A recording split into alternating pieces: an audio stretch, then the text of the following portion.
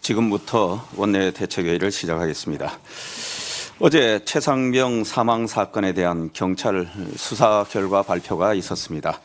공신력 있는 수사기관에서 내놓은 수사 결과로서 이제 진상규명에 첫 발을 뗐다고 볼 수 있습니다. 이제 이 사건은 검찰로 송치되어 필요시 보완 수사가 진행된 후 향후 재판 과정을 거쳐 책임자 처벌 여부가 가려질 예정입니다. 이제 공수처의 시간입니다. 공수처가 조속히 수사 결과를 발표하면 이 사건의 진상을 종합적으로 판단할 수 있을 것입니다. 정쟁보다는 진상 규명이 우선입니다. 차분히 공수처 수사 결과 발표를 기다리겠습니다. 공수처는 소위 외압 의혹에 대한 철저한 수사로 한 점 의혹 없이 진상을 규명하여 조속히 그 수사 결과를 발표해 줄 것을 다시 한번 촉구합니다. 민주당이 대통령 탄핵 야욕을 생각보다 빨리 드러냈습니다. 민주당이 법사위에서 윤석열 대통령 탄핵 소추안 발의 요청에 관한 청원에 대해 최상병 순직 1주기가 되는 오는 19일에 맞춰 청문회를 추진할 예정이라고 합니다. 젊은 군인의 비극을 탄핵의 불쏘시개로 이용하겠다는 정치적 의도를 노골적으로 드러낸 것입니다. 이 청원은 그 내용을 하나씩 뜯어보면 말도 안 되는 청원이라는 것을 금방 알 수 있습니다. 이 청원은 접수되어서도 안 되고 처리되어서도 안 되는 청원입니다.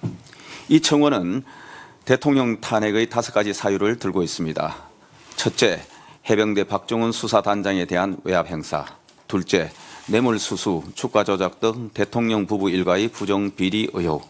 셋째, 전쟁 위기 조장. 넷째, 일본 강제징용 제3자 변제. 다섯째, 후쿠시마 오염 처리수 해양 투기 방조입니다. 우선 국회법 123조 사항에 따르면 국가기관을 모독하는 내용의 청원은 이를 접수하지 아니한다라고 되어 있습니다. 대통령은 헌법상 국가기관인 만큼 이를 모독하는 내용이 담긴 청원은 접수해서는 안 되는 것입니다. 또한 청원법 제6조에 따르면 감사, 수사, 재판, 행정심판, 조정, 중재 등 다른 법령에 의한 조사, 불복 또는 구제 절차가 진행 중인 사항에 대해 청원 처리의 예외 대상이라고 명시되어 있습니다.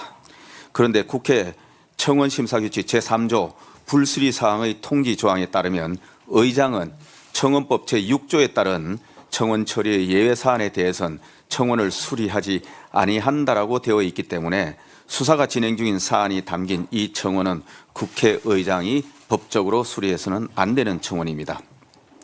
탄핵 청원의 첫 번째 사유로 든 최상병 사건 관련 외압 의혹과 두 번째 탄핵 사유라는 부정비리 의혹은 수사 중인 사안 등으로 청원법상 청원의 대상이 될 수 없는 것들입니다. 나머지 탄핵 사유들도 넌센스입니다. 전쟁 위기를 조장하고 평화를 위협하는 것은 오물풍선, 서해 GPS 교란, 탄도미사일 등 계속된 도발을 자행하는 북한 김정은 정권이지 윤석열 정부가 아닙니다.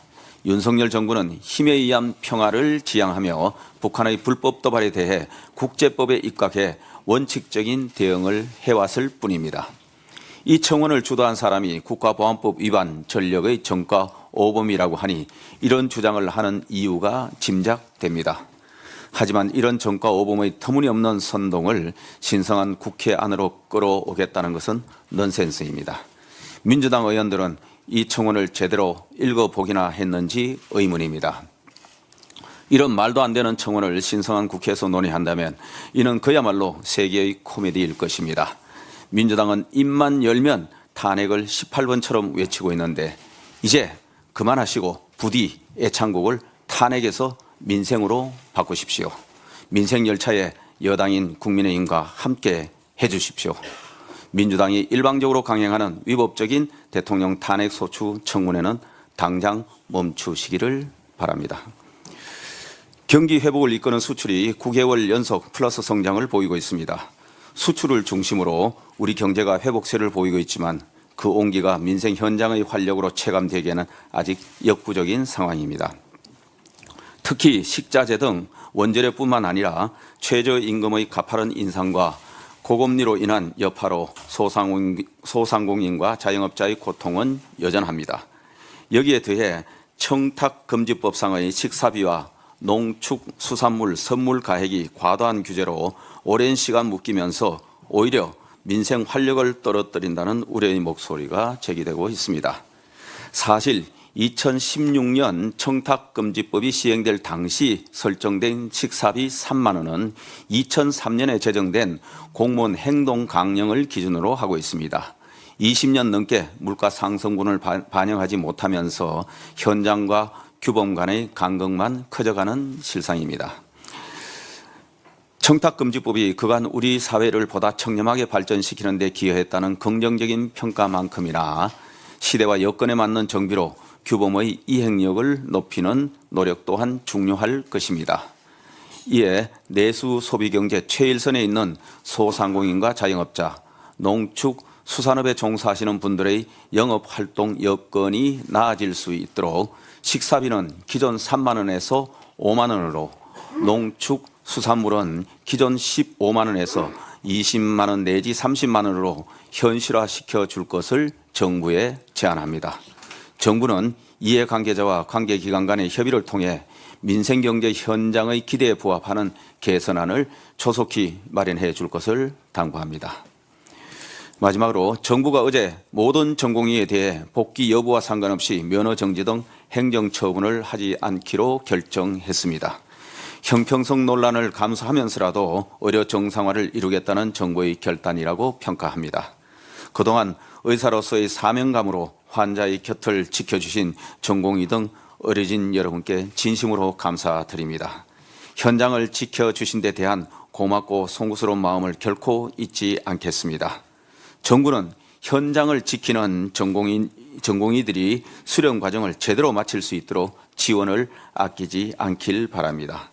복귀하지 않은 전공의 등 어려진 여러분께 다시 한번 간곡히 호소드립니다. 이제 현장으로 돌아오십시오. 환자 곁을 지켜주십시오. 이상입니다.